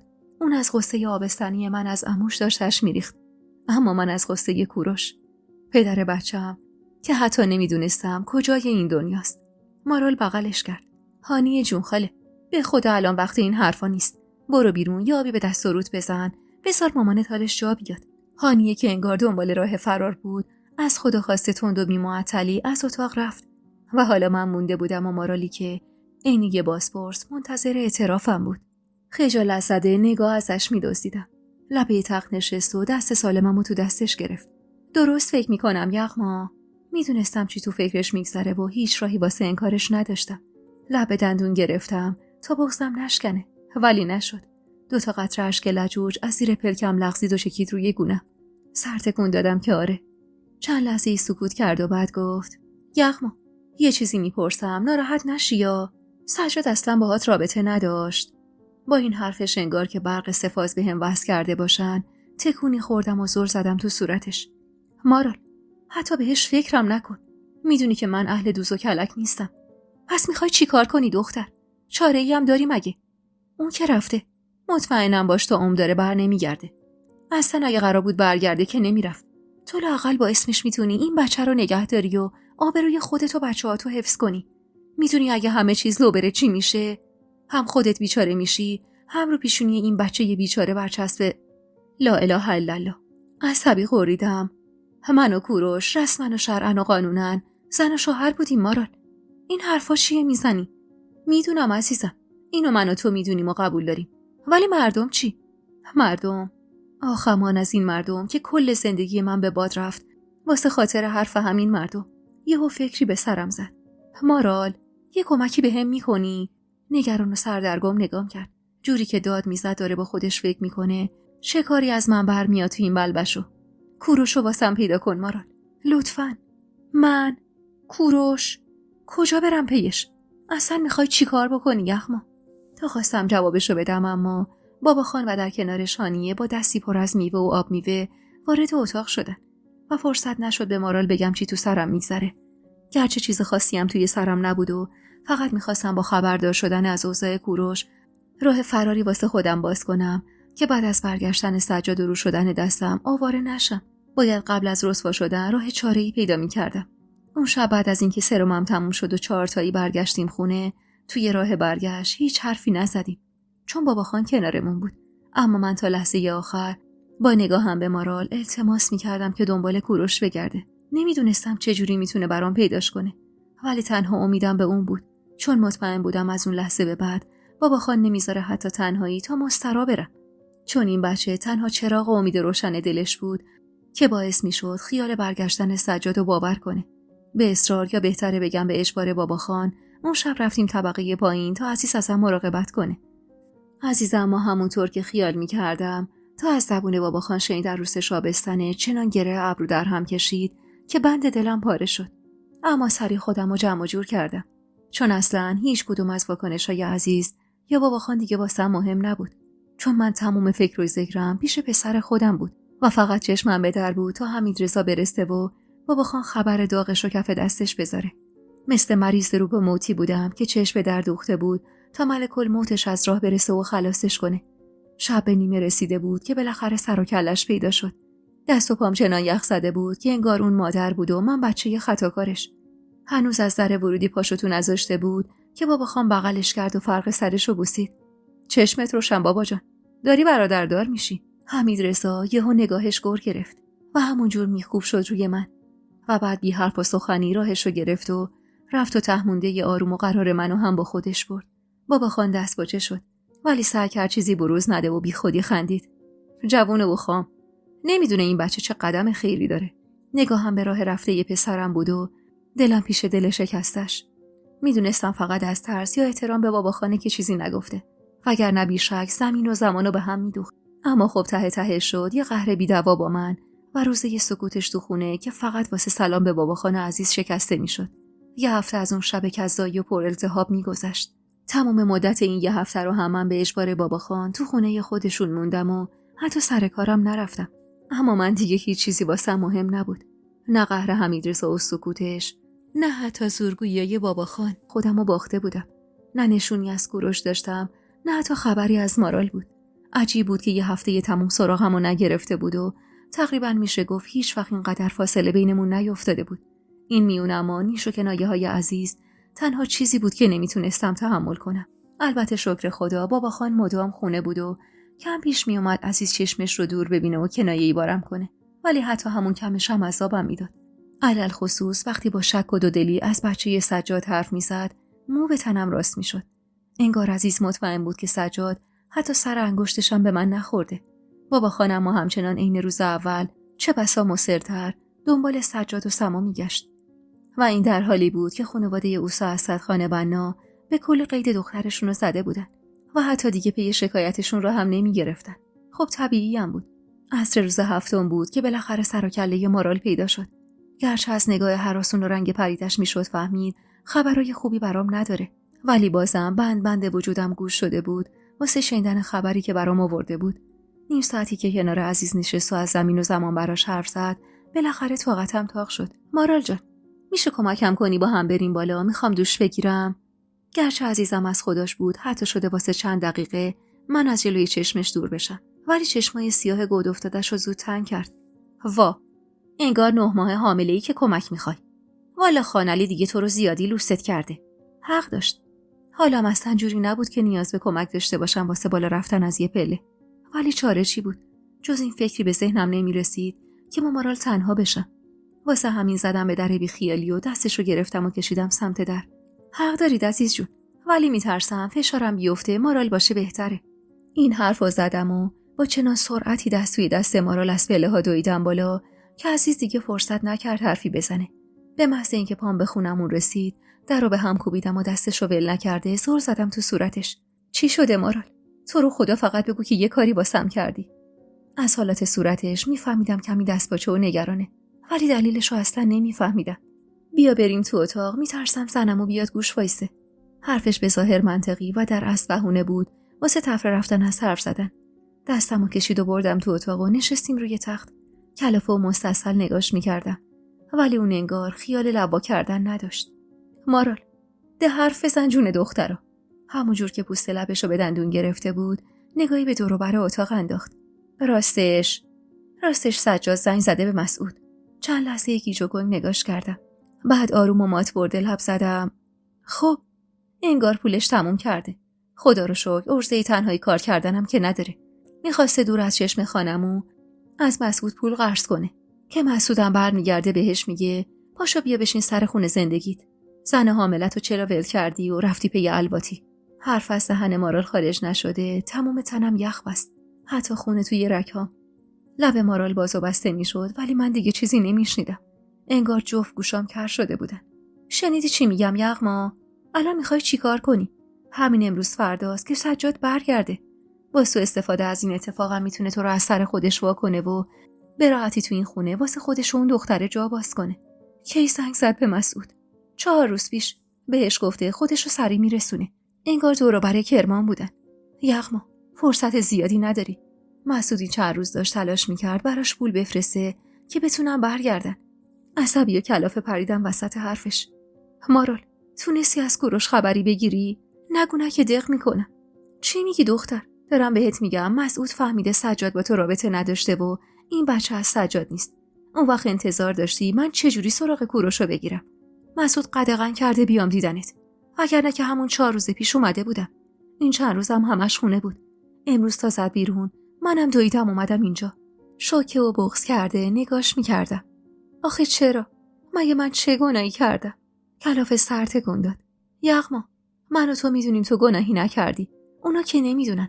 تو خودت باشی ببینی زنی حامله است ولی شوهرش بگه دستم هم بهش نخورده چه فکری میکنی؟ و درد من درست دسته ای بود که میدیدم حق با ماراله. من در عین این که بیگناه ترین بودم ولی طوق بزرگترین گناه عالم گردنم بود. اونم نه تنها به گردن خودم که حتی به گردن بچه یه بیگناه توی شکمم. نتونستم جلوی خودم رو بگیرم و شروع کردم به گریه. مارال سرمو توی بغلش گرفت و موهامو نوازش کرد. کاش همون موقع با کوروش فرار کرده بودی یغما. حتی اگه بچه‌هات باهات قهر می‌کردن بهتر از این وضعیتی بود که الان توش گرفتار شدی. با صورت خیس ازش نگاش کردم. مارال الان چی کار کنم؟ اصلا من نمیدونم کوروش کجاست. اگه سجاد برسه مطمئناً جوری رفتار میکنه که انگار من میخواستم بچه یکی دیگر رو بندازم گردنش. اصلا بگم بچه یکی؟ مارال میدونی چی به سرم میاد؟ میدونم یغما. واسه همینم هست که میگم باید قبل از اومدن سجاد بری. اینجوری لااقل گناه این کار گردنت نمیافته. آخه کجا برم؟ وقتی نه خبری از کوروش دارم نه نشونی ازش هست چی کار کنم؟ نمیدونم یغما. از رفیقاش سراغشو بگیر. شماره ای چیزی ازشون نداری؟ هر چی که هست باید بری. هر چه زودترم بری به نفته. مبادا بمونی و سجاد برسه که قیامت میشه. من نمیذارم مسعود بفهمه اومدم اینجا که بعدن کسی نگه از ترس رسیدن سجاد رفتی. مارال حرف میزد و من از دست خودم و بیگداری که به آب زده بودم کلافه بودم. چرا این همه به پای دلم راه رفته بودم که تمام آرامش زندگیمو به باد دادم. انگار عشق و عاشقی به من نیومده بود. این همه رسوایی ثمره عشقم به کوروش بود و البته ثمره سکوت و مظلومیت خودم که مثل عروسک خیمه شب بازی نشستم تا بابا خان هر طور که دلش خواست منو چرخوند و با زندگیم بازی کرد. مارال دستشو جلوی چشمم تکون داد. یغما اصلا حواست هست؟ به خدا الان وقت واسه عزا گرفتن نداری. باید هر چه زودتر جمع کنی و بری. بدون پل زدن لب زدم. ولی بچه ها چی یغما؟ تو اونقدر به این دوتا فکر کردی که گند زدی به زندگی خودت. الان دیگه وقتش نیست. باید بری کوروش رو پیدا کنی. اینجوری که من تحقیق کردم و پرسجو چون صیغه کوروش بودی اصلا عقدت با سجاد باطله.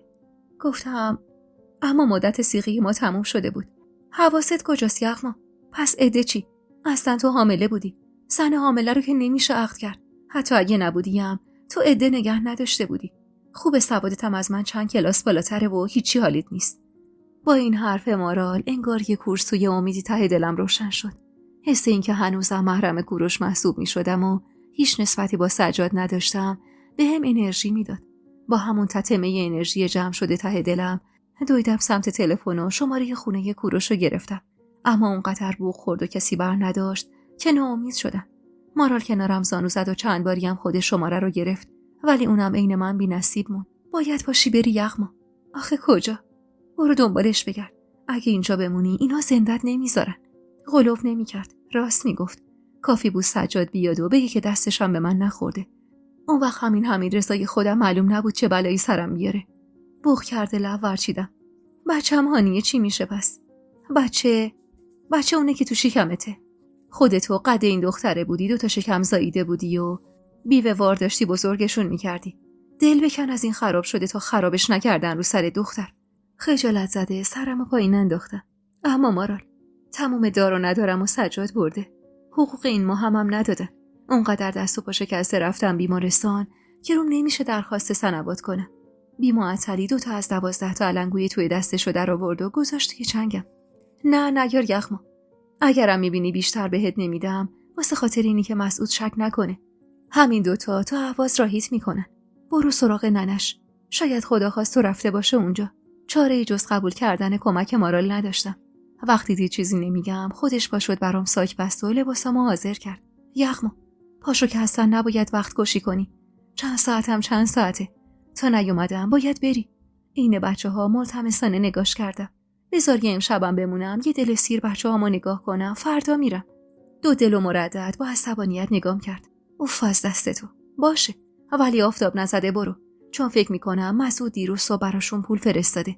امشب نرسم فردا حتمی میرسن. تازه اگه شانس بیاری. خواست بره که دستشو گرفتم و بغلش کردم. تن جفتمون بی صدا میلرزید. تو سکوت ازش تشکر کردم و تو سکوت با نگاه اشک‌آلود سپردم دست خدا و رفت. مارال که رفت من موندم و انبوه بغضی که راه گلوم رو بسته بود و یه جفت علنگویی که تنها داراییم محسوب میشد. ناامید و کلافه جلوی میز تلفن نشستم و 2 باره و 3 باره و چند باره شماره خونه کوروش رو گرفتم. ولی بازم کسی جواب نداد. احساس غریبی داشتم. ترس و ناامیدی و دلهره با هم. چیکار باید میکردم؟ بچه‌ها رو میذاشتم واسه بابا خانم میرفتم. چه اتفاقاتی پشت سرم ردیف میشد؟ چی به سر هانیم میومد؟ اگر زیاد به آینده حمیدرضا فکر نمی‌کردم، دلیلش این بود که اون پسر بود و آینده‌اش زیادم در گروی آبروی من نبود. ولی آینده هانیه به کلی وصله به زندگی و حیثیت من بود. اما چاره‌ای جز رفتن نداشتم. این بار با موندن گور خودم رو میکندم. هرچند که دیگه جون من هیچ ارزشی نداشت. ولی بچه‌ای توی شکمم که گناهی نکرده بود. در ورودی خونه که بی هوا باز شد، وحشت زده چشم به در دوختم و زل زدم به هیکل ریز و نحیف عزیز که به خاطر تند بالا اومدن از پله‌ها قفسه سینه‌اش بالا و پایین میشد. پس تو که هنوز چرکی؟ مگه نگفتی میری حمام؟ این دختر مارال کو؟ هنوز قلبم از ورود یهویش تند میزد. با تو عروس. رفت عزیز. یا کار پیش اومد براش. منم الان میرم حمام. اینو گفتم و هر زده از جا پریدم. هنوزم همونجا جلوی در وایساده بود و نمیدونستم چی از جونم میخواد. میگم عروس، اصلا تو چند روز عقب انداختی؟ اونقدر لحن گفتارش مشکوک بود که سر 3 سود فهمیدم دردش چیه و میخواد از چی سر در بیاره. واسه همین 2 هفته تاریخشو جلو بردم تا شکش بخوابه. والا خوب زود حامله شدی. من سن تو بودم 3-4 سالی میشد که از عادت افتاده بودم. همون جور که میرفتم سمت اتاق تا بساط حمام رو حاضر کنم، آروم چشمامو روی هم فشار دادم تا حرصم بخوابه. عزیز خانم، همه زنا که اینا هم نیستن. یکی تو این سن اولین بچه‌شو میاره، یکی هم خیلی پیش از اینا یائسه میشه. چیزی نگفت، اما من با همون چشمای بسته هم حال روزشو میفهمیدم که چقدر عصبی و کلاف است. من که رفتم توی حمام به ناچار رفت و درم پشت سرش محکم کوبید و دقیقاً همین رفتارای عزیز بود که بیشتر به هم اطمینان میداد که باید از این خونه برم. ساعتها توی حمام نشستم تا بالاخره آب سرد شد. اما همین که پامو گذاشتم بیرون تو تاریک و روشن فضای خونه، چشمم خورد به یه جفت چشم سیاه کشیده خوشگل که دلمو با آتیش میکشید. دلت گرفته بود مامان. هانی اونقدر به من نزدیک بود که تک تک رفتارامو ازبر بود و میدونست هر بار که دلم میگیره چیزی جز تنهایی و یه دوش آب گرم طولانی دوای دردم نیست. گفتم تو کی اومدی بالا مامان؟ خیلی وقته. نزدیک 2 ساعته تو حمامی. واسه حمیدرضا ناراحتی؟ قصه اونو نخور. فعلا نوجوانه و نابالغ، واسه همینم که عقلش نمیرسه. وقتی عقل رس بشه میفهمه تو چاره جز این زندگی نداشتی. از شدت بغض لبم میلرزید که یهو متوجه شد و گفت مامان. جان مامان. از صدای گرفته و لرزونم فهمید چقدر حالم خرابه و اومد سمتم و بغلم گرفت و بعد از چند لحظه دست لرزونش رو روی شکمم کشید. من این بچه رو دوست دارم مامان. با این حرفش دیگه طاقت نیاوردم و شروع کردم های اشک ریختن و گریه کردن. اما دخترکم اصلا نمیدونست درد من چیه. فکر میکرد درد من اون بچه و پدر فراریش و برادر 16 سالشه.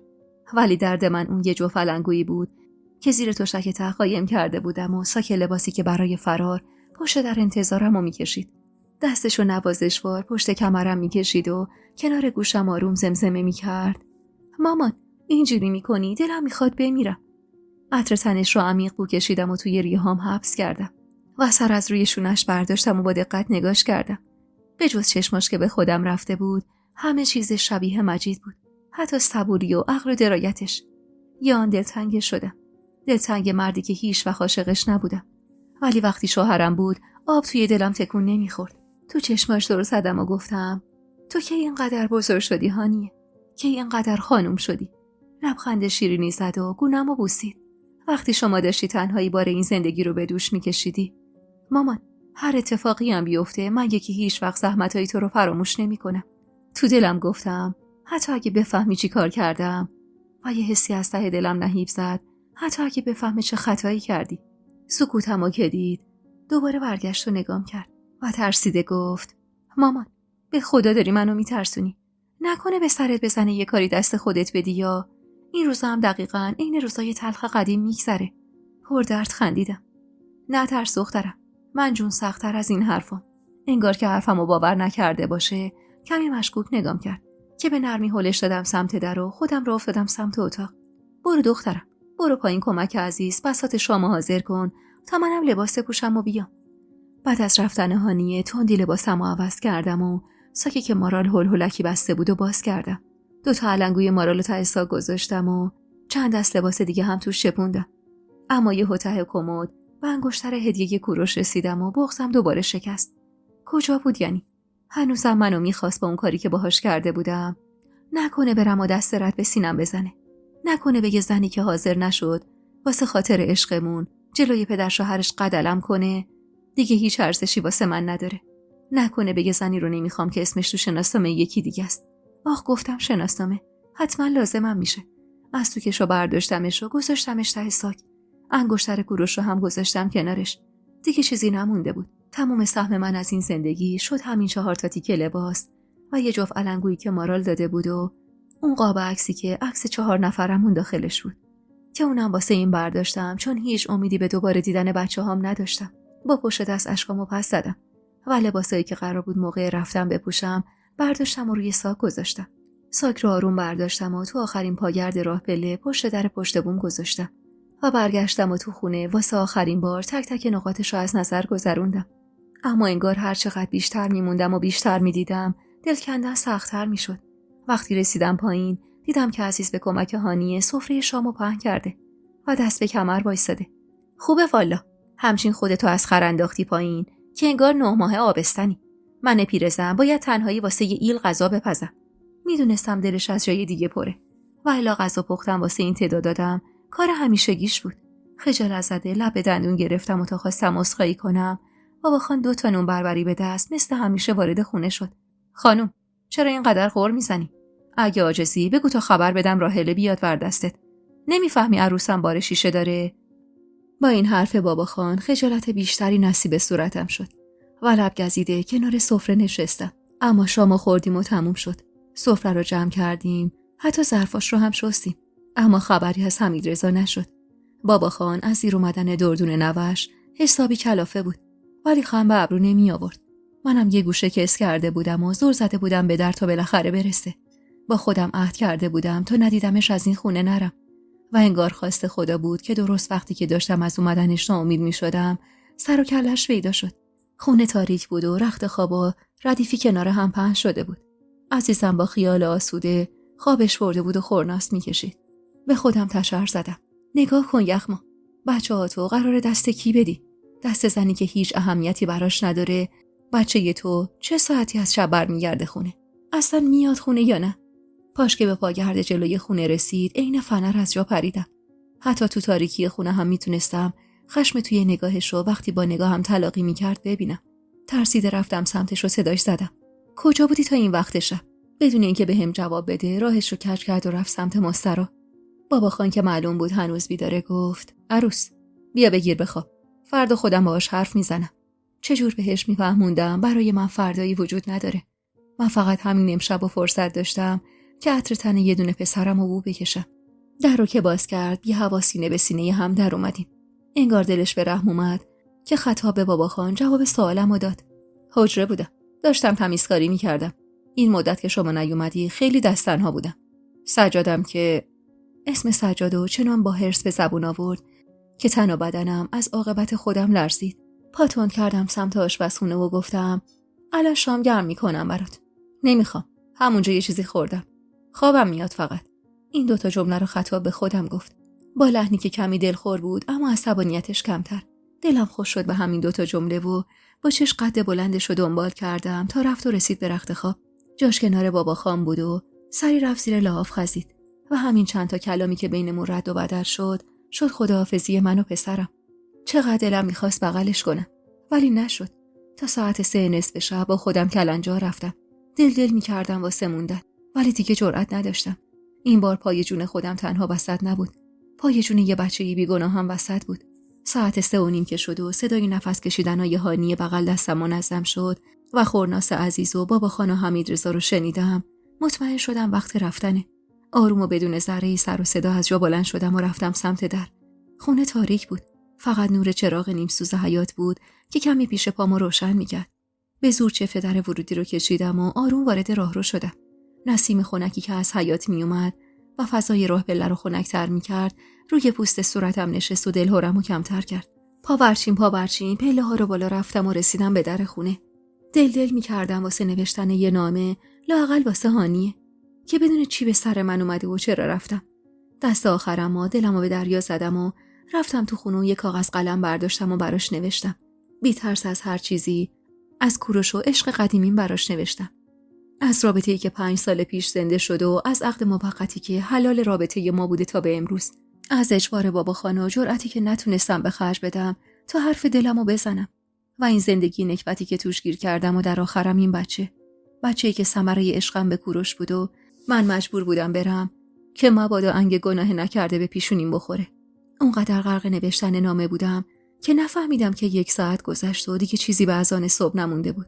دست باچه از ترس بیدار شدن عزیز و بابا خان به خاطر نماز صبح نامه رو گذاشتم توی تختش و از خونه زدم بیرون و پله‌ها رو رفتم بالا تا لباس بپوشم و برای همیشه از این خونه برم.